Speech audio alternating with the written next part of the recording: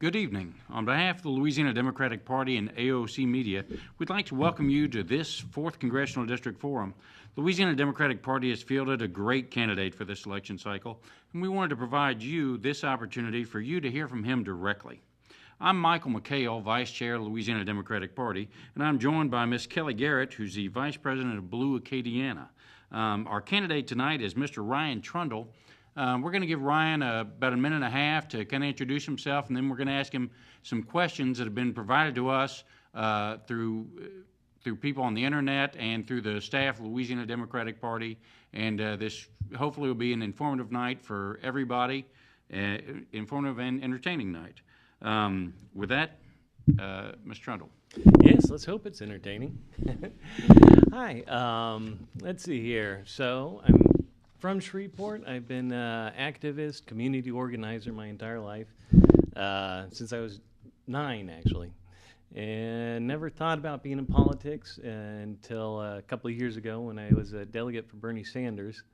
But with what I've seen going on lately with the $1.4 trillion gift to the wealthy that left a working class and poor behind, cuts to Social Security, where senior citizens are having to choose between food and prescriptions, and 1 million veterans just kicked off of food stamps. I could not stand by and let this happen. So with encouragement from the community, I decided to run, and hopefully we can make a Congress that works for everyone and not just the 1%, which is also why I'm not taking any corporate money or working with super PACs. It's all grassroots, small donation campaign. Great. We're going to start out first with a couple of questions about international matters. Then we're going to switch to domestic matters and then some local and state issues. First, as far as an international question, United States Senator John Kennedy just spent the 4th of July holiday in Russia. On Russian state TV, presenters and guests mocked the U.S. delegation for appearing to put a weak foot forward, noting how the message of tough talk changed a bit by the time they got to Moscow. Given all we know about Russian hacking and meddling in the 2016 election, what should we do to hold Russia and Vladimir Putin accountable? That's a good question. They did meddle some. I mean, we can definitely monitor the advertising better. They didn't, hack any machines or significantly change any outcome, I don't think, at least compared to gerrymandering people having their voting rights taken away. We have fewer voting rights now than we did in the 1960s. Hardly anybody's going out to vote, and those that trying to vote have, especially in the poorer communities, are waiting 6 hours in line or not allowed to go because they don't have proper ID. The best way to combat that is vote by mail, like Oregon. Everybody registered to vote automatically when they turn 18. You get more people to vote. You won't have to worry about what Russia's advertising on Facebook. Okay. I'd like to follow up to that, Yeah. if you don't mind. How would you police the voting by mail, just out of curiosity? Well, everybody's in the database already. You update your everything electronically, and you can do it online. It's really pretty easy. They haven't found anybody like trying to get away with anything out there. Okay. So it's not physically putting a stamp on something and mailing it in? No, you're automatically registered. They mail you your ballot, and in the ballot, it actually tells you, you can read over what the issues are, pros and the cons of each issue. They used to put those in the paper, and they used to tell you they don't do that anymore. Right. Hardly ever. At least not that I've seen. And you can read over it, take a week to know the issues and really get to learn candidates and what you're voting for, and go from there. Okay. Okay, great. Kelly has a next question. Thank you. Reports are coming in throughout the state of the damaging effects of the Trump tariffs, especially with Louisiana farmers and manufacturing. Lobby says they are taking a wait-and-see approach. What would you do as a member of Congress to help our Louisiana businesses from being irreparably harmed? Wait and see. You know, farmers have the highest suicide rate of any profession. Isn't that crazy? Our number 2 export is soybeans, and the number 1 purchaser of that was China. And they are going to have really, really hard time this year. We can't wait to help these people. And the farm bill they just passed, 80% of the money goes to the 10%, top 10% richest companies. You know, there's huge agribusiness gets most of the money, and meanwhile, the bottom 30% doesn't get anything. The family farms. We have 300,000 fewer family farms now than we did just 10 years ago. We really need to help these farmers out with subsidies, with finding new trade routes, with not upsetting our trade partners who are buying everything from us. You're always going to have a trade deficit with the amount that America consumes. We are a huge consumer of everything, and we can't produce it all. So you're going to have a big trade deficit no matter what. But what we need to do is make sure that people at our country that are producing can sell it. And that's the important part. Great, thanks. Now we're going to move on to questions about the domestic questions. The Republican Party plans to balance the $1 trillion budget deficit that they've created by cutting Social Security, Medicare, and Medicaid. What would you do to ensure that the promises that we make to seniors and hardworking Americans are kept? Well, I certainly wouldn't make our most needy and vulnerable pay for a tax break for the wealthy. That's just insane, especially with the $1 trillion bailout of Wall Street we just had. Why don't we bail out working class people? Why don't we bail out our senior citizens or students with student loan debt that they're going to be paying off for the rest of their lives? Seniors and veterans having such a hard time already. It's ridiculous to put such a burden on it. And it's so funny, too, that they've been claiming, oh, Social Security's broke for the past, decade. But really, it's $2.9 trillion over budget as a surplus that they're trying to rob from. We've got to stop that. Just to follow up, like specifically, and when you talk about things, forgiving student loans and all those things cost money. Where would you get the money from to pay for programs like that, or where do you think the money should come from? Well, I think it should come from corporations that have paid zero taxes. GE, Amazon, hardly anything in taxes. Jeff Bezos makes $230,000 a minute. Meanwhile, his workers barely survive on what they make, right? Just make it fair. I mean, we're not trying to tax the rich into not being rich anymore. Everybody wants to be rich, and everybody deserves an equal chance to, but there should be a limit. In other words, those that get the most out of the system ought to be putting the most back into the system. Exactly. Just keep it fair for everybody. Right. All right. Level playing field. Great, thanks. Okay, next question. Being healthy leads to a better quality of life for all Americans. The Affordable Care Act is far from perfect and is under assault right now by the Republican Party. What do you see as the best way to provide quality, cost-efficient health care to all Americans? Well, we have perfect examples of it in Canada and Mexico and Europe and Cuba even. They have better health care than we do. Call it Medicare for all. Allow people to buy into Medicare. Have universal health care, single-payer system. Whatever you do, it should be a public option with negotiated pharmaceutical prices, and make it available for everybody affordably. It costs us so much money. People don't stop getting sick because they don't have health care, right?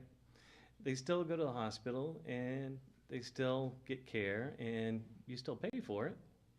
But they just don't get that preventative care that would keep them from having that $10,000 emergency room bill. I'd much rather pay $30 for a doctor visit, right? What we need is universal health care for everybody. It's so much less expensive, and you get a much better system. Canada has a better healthcare system than we do. People are calling it, medical tourism, and going to different countries to get care from here, which is ridiculous. We should have the best care in the world. We're the richest country in the world. Well, it also, just as a follow-up on that, you talked about that the cost $10,000 emergency room visits, which really isn't uncommon. Yeah. But would your plan, when you're talking about universal health care, would that bring down the cost of that medical providers charge? Oh, it would be. You have a huge amount of cost. You have thousands of different healthcare plans, right, with thousands of different options, and you have to have so much administration to figure out everything that goes with all those. Plus, there's no collective bargaining when you have so many of the different plans. If you have one large plan, collective bargaining, you get the prices down. If you were in Canada or Europe, you'd be paying a tenth of what we pay for healthcare for not as good healthcare. Great, thanks. Next question has to do with net neutrality. The internet has become a vital resource for conducting business and a critical part of our everyday lives. Right here in Lafayette, innovative programs such as fiber to the home has led to business investments and jobs, which is all at risk with the new net neutrality rules by the FCC. Could you describe your position on net neutrality and what exactly you would do as a member of Congress to preserve the internet as we now know it? Yeah, a lot of people don't understand net neutrality. It sounds like an abstract idea, but you think of it like your cable, your television cable. Right now, you can go to any website you want to, right? You can go to Yahoo, you can go to Google, YouTube, whatever you want. Without net neutrality, they can not allow your Comcast or your whatever internet provider you have can block those sites and make you pay more for them. You can be ending up with a package of websites that you can go to and pay more to look at different things. Plus, it means that they can track you and they know exactly what you're doing, which is a definite invasion of privacy. The whole idea of the internet and the whole great thing about it is it's so much information that everybody can get, like Wikipedia. It's learning and it's entertainment, and you shouldn't have to be paying for every little website you want to go to. Great, thanks. Do you want to go with number 5? Yeah, Sure. We had a set schedule with our right. question. That's going too long. No, you're fine. No, you're fine. With the recent resignation of Scott Pruitt and the interim head of the Environmental Protection Agency being a coal lobbyist, what do you envision as the role of the EPA in protecting the environment and regulating businesses? Well, it's in the name, protection, Environmental Protection Agency. That's what they're supposed to do. It's possible to have companies extract and use natural resources without ruining the environment. It's completely possible and not unheard of. And you shouldn't be destroying monuments like Bears Ears National Monument. You shouldn't be running leaky pipelines through drinking water of 300,000 people, or the Atchafalaya Basin, like they're doing with the Ridge Pipeline. You shouldn't be endangering people's life to make a profit.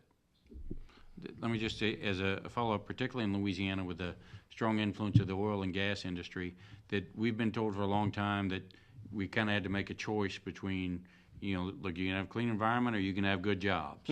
So do you want to work or do you want to have a clean environment? Right. Is that a fair choice? Is that a false choice? No, that's ridiculous. You can have both. It's and they do it all over the country. They just don't here for some reason, even though it's in our Constitution to have clean air and water. Plus, people say, I've heard it said that I'm anti-oil and gas, but actually drove here today. That's made out of petroleum products. What I'm against is the 60% unemployment rate of oil and gas workers. I mean, it's huge. Out of the 60,000 jobs that have been lost in the past 10 years, only about 6,000 have come back. Most of them have gone on to other places, but we're still subsidizing them billions of dollars, the big companies. And workers aren't getting any of that. They're not getting retraining into solar or wind technologies or, any other. Great. Betsy DeVos has shown little regard for America's students and teachers, from stripping students' rights to not supporting teachers in the classroom. What would you do to ensure that America's education system truly leaves no child behind? Yeah, well, she has never been to public school. Her kids have never been to public school. Has she even visited a public school? I know she tried to do once, and they chased her away. Protesters chased. I don't even know if she's been to a public school.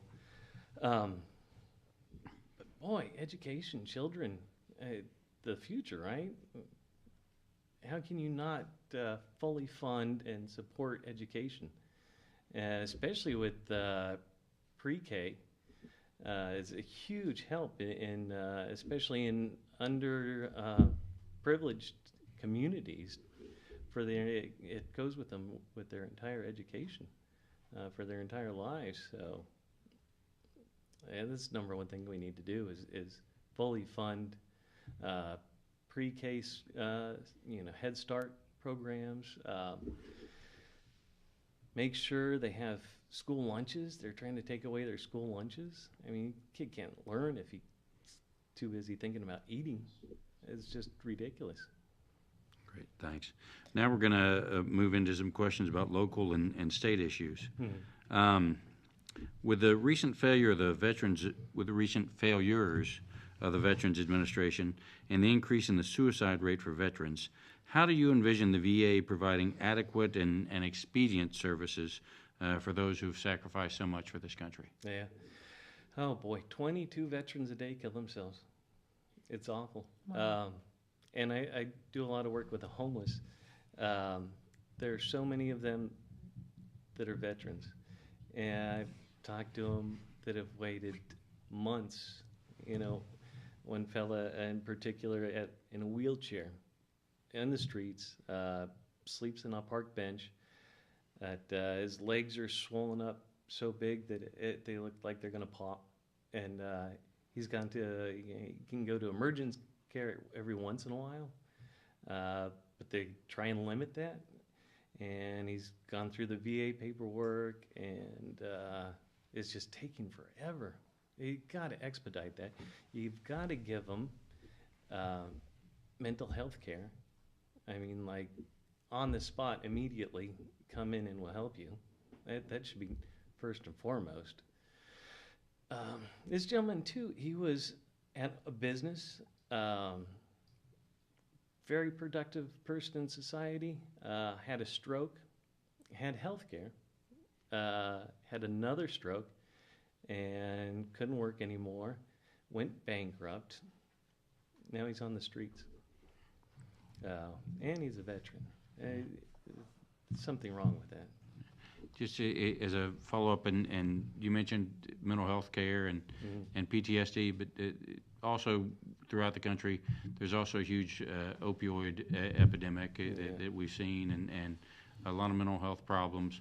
As a member of Congress, what do you think, or what do you think that we as a country or the federal government should do to try to address those problems? Right. Well, you have to get on the do something about the doctors pushing it, like candy, for one.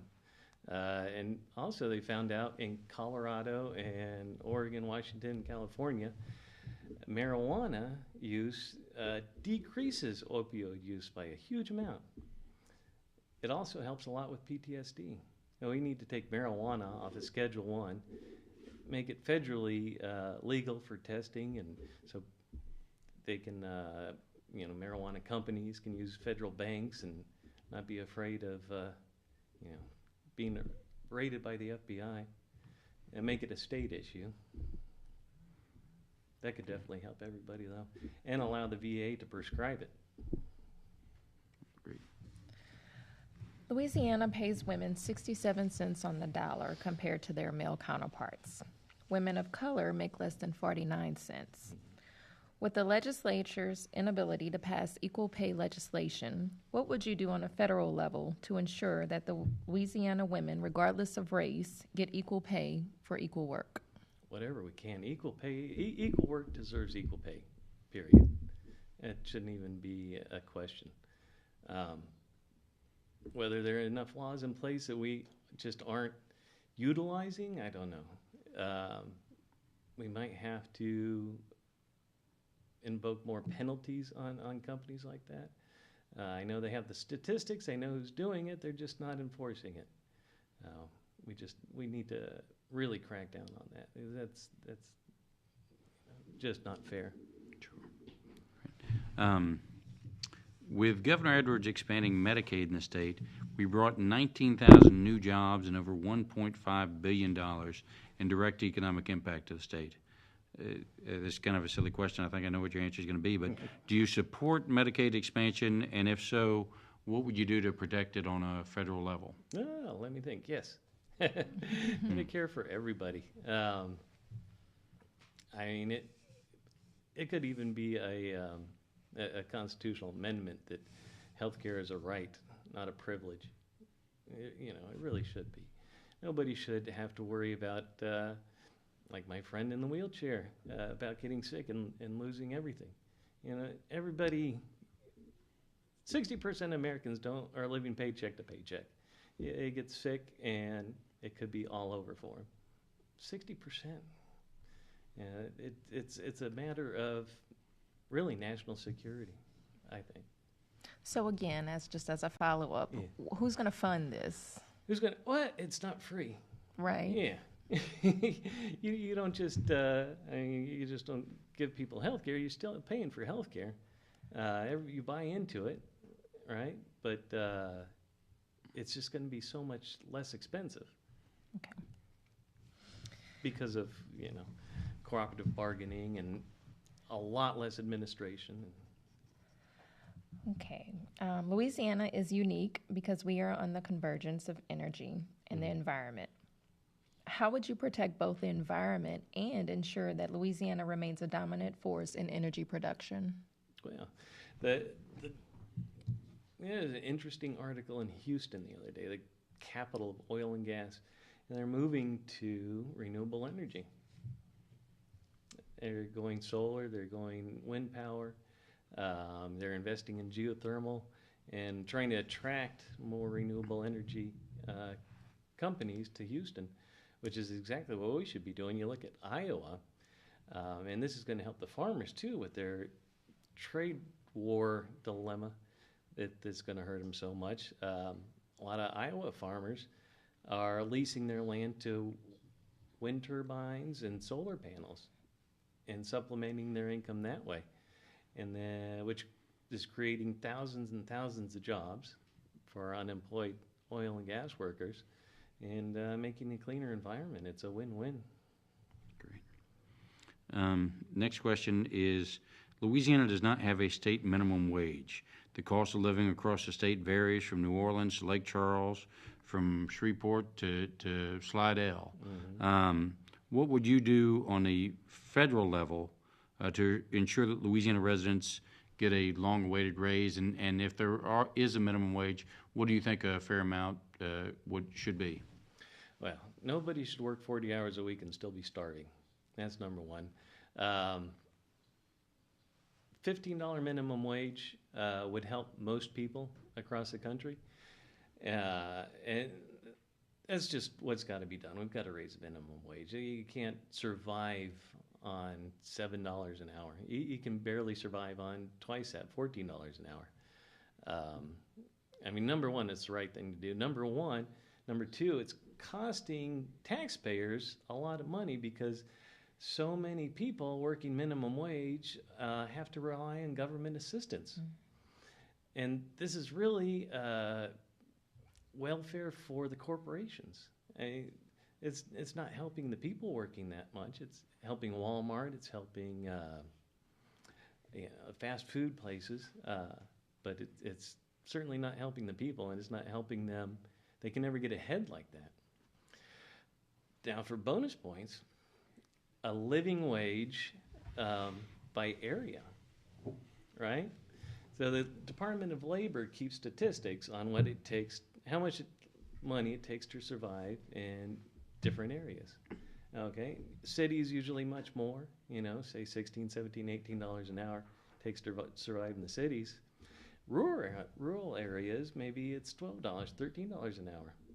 So if you set a minimum wage by the Department of Labor, companies are going to be moving out to these rural areas, which are by and large underserved by manufacturing and corporate communities. But it'll help the rural communities when they move out there. I think we have time for maybe one more question. Mm-hmm. There's been a lot of talk throughout the country these days about the incivility that has taken over our political process. If you were elected to Congress, do you think that you would be able to work with people to actually get things done, or do you think the system is so broken that it's beyond repair? Well, the system is pretty broken. There is so much corporate money in D.C. right now, in Congress, and there are a lot of people that we really need to weed out, that are only serving corporations and the wealthy. I don't know you can work with anybody. Everybody has common goals, and I think everybody really wants to help make the country better and help people. You can be civil, but at the same time, when you try and take Social Security away from the elderly, or you try and take food away for kids, there's a time not to be civil. All right. I think that just about winds us up on time as far as the questioning part of the program. But I think we have a couple of minutes left. If you just want to maybe look into the camera and tell the voters of the 4th Congressional District why they should vote for you and what kind of difference you think you could make in Washington. Yeah, sure. Well, let's see here. Pretty much everything we covered, everything that I'm for, the Republicans are trying to take away. They say they're for the military, but 48% of military families are getting food assistance. When we raise the minimum wage to a living wage, we also need to raise it for the military families. People risking their lives to help our country, shouldn't have to be worried about what they're going to put on the dinner table. They're trying to privatize Social Security and rob that fund. Just wrong. We need to expand Social Security, if anything. We need to lift senior citizens out of poverty. They shouldn't have to decide between food and prescription pills and their health care. There's so many issues. We covered some, but go to www.ryantrundle.com and you can see other issues and where I stand on them. There's also a volunteer button or a donate button. You can do that too.